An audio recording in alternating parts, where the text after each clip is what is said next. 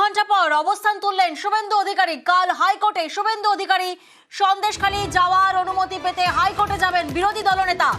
সরবেরিয়ার নস্করপাড়ায় রাস্তায় অবস্থানে বসেন শুভেন্দু অধিকারী এবং প্রায় 2 ঘন্টা পর অবস্থান তুললেন শুভেন্দু অধিকারী। আরো একবার আপনাদেরকে জানিয়ে রাখি, আমরা জানি যে আজই সকালে পুলিশ গাড়ি আটকে চেকিং করে বিধায়কদের সংখ্যা সায়েন্স সিটির কাছে পুলিশ শুভেন্দু অধিকারীর গাড়ি আটকায় এবং তারপরে তিনি বসে পড়েন নস্করপাড়া সরবেরিয়ায়। তিনি বসে পড়েন, অবস্থান বিক্ষোভে বসেন শুভেন্দু অধিকারী। প্রায় 2 ঘন্টা পর অবস্থান তুললেন বিরোধী দলনেতা শুভেন্দু অধিকারী। শঙ্কর ঘোষ, তাপসী মণ্ডল, চন্দনা বাউরি প্রত্যেককে নিয়েই অবস্থান নিয়ে বসেন শুভেন্দু অধিকারী। আমরা জানি যে আজই সন্দেশখালী যাওয়ার জন্য রওনা দেন এবং পুলিশ তারপর সায়েন্স সিটির কাছে গাড়ি আটকায়, পুলিশ চেকিং করে, এরপরে সেই গাড়ি এগোয় এবং নস্করপাড়ায় অবস্থানে বসে পড়েন বিরোধী দলনেতা। প্রায় 2 ঘন্টা পর অবস্থান তুললেন শুভেন্দু অধিকারী। অমিত এই মুহূর্তে আমাদের সঙ্গে রয়েছেন, অমিতের থেকে একটু জানবো। অমিত, কাল হাইকোর্টে শুভেন্দু অধিকারী এবং এই মুহূর্তে শুভেন্দু অধিকারীর গাড়ি কোথায়?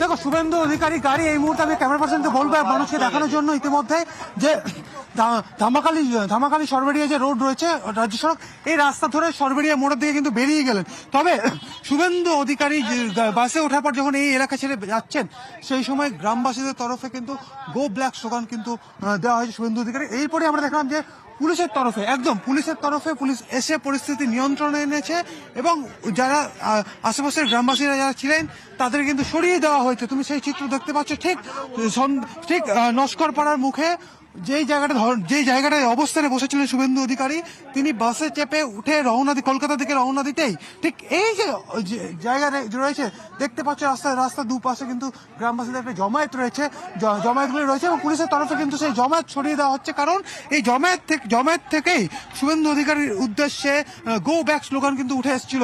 এরপরই পুলিশ তৎক্ষণাৎ যে র্যাব রয়েছে, সকাল থেকে যে র্যাব মোতায়েন ছিল এলাকাতে। অমিত, তুমি যে এই জমায়েতের কথা বলছো, সেই জমায়েত কি আদতে গ্রামবাসীরা? গো ব্যাক স্লোগান কারা দেয়? একেবারে দেখো, যে স্লোগান উঠে এসছে তাদের কিন্তু গ্রামবাসী এলাকায় কিন্তু আমরা দেখছিলাম যে কিছুক্ষণ আগে থেকে কিন্তু গ্রামবাসীরা কিন্তু এখানে জমায়েত হয়েছিল যে দুপাশে।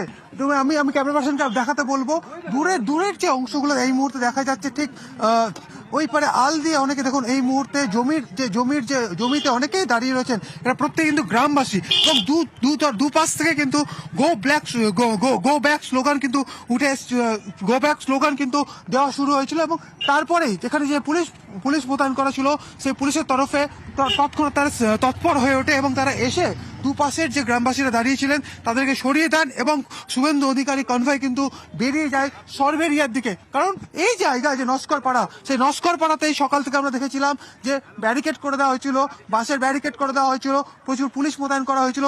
যেহেতু এখনো পর্যন্ত সন্দেশখালী সহ 7টি গ্রাম পঞ্চায়েতের 19টি জায়গাতে 144 ধারা জারি করা রয়েছে, সেক্ষেত্রে শুভেন্দু অধিকারী যদি অর্থাৎ বিরোধী দলনেতা যদি সন্দেশখালী যান, সেক্ষেত্রে গ্রামবাসীরা সেখানে জমায়েত করবেন, তার ফলে আইন শৃঙ্খলা জনিত পরিস্থিতি তৈরি হতে পারে।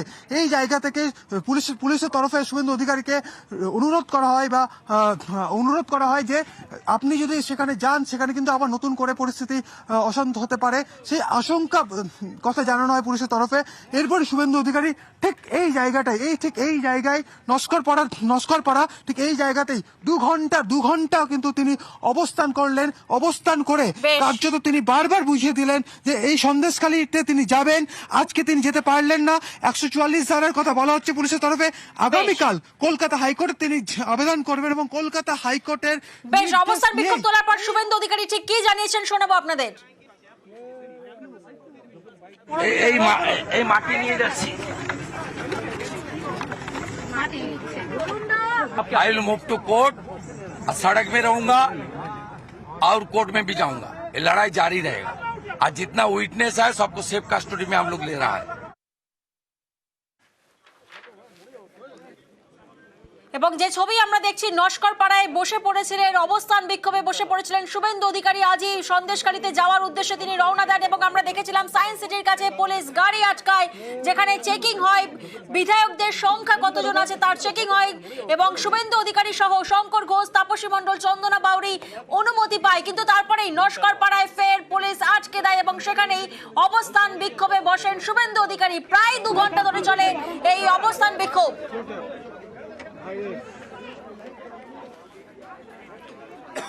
এবং যে ছবি আপনাদেরকে দেখাচ্ছি নস্কর পাড়া সরবেরিয়া ছবি, যেখানে অবস্থান বিক্ষোভ প্রায় 2 ঘন্টা ধরে চলে অবস্থান বিক্ষোভ এবং ফেরার পথেই কিন্তু গ্রামবাসীরা তারা বিক্ষোভ দেখান, গো ব্যাক স্লোগান বলেন। দেখুন সেই ছবি, যেমনটা আমাদের প্রতিনিধি অমিত আমাদেরকে জানিয়েছেন, যেই অবস্থান বিক্ষোভ চলাকালীনই কিন্তু গ্রামবাসীরা বিক্ষোভে ফেটে পড়েন, তারা গো ব্যাক স্লোগান, লাগাতার গো ব্যাক স্লোগান দিতে থাকেন।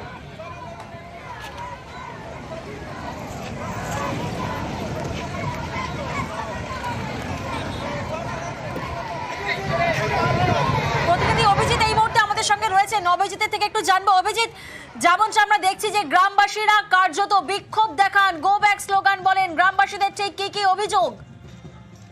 গ্রামবাসীদের অভিযোগ যে শুভেন্দু অধিকারী তিনিও চুরি করেছেন, সুতরাং তার কোনো অধিকার নেই এই সন্দেশখালী যাওয়ার, এবং তিনি কেন এসেছেন এই এলাকায় সেই কারণে তাকে গো ব্যাক বা শুভেন্দু অধিকারী চলে যাও এই স্লোগান দেওয়া হচ্ছিল।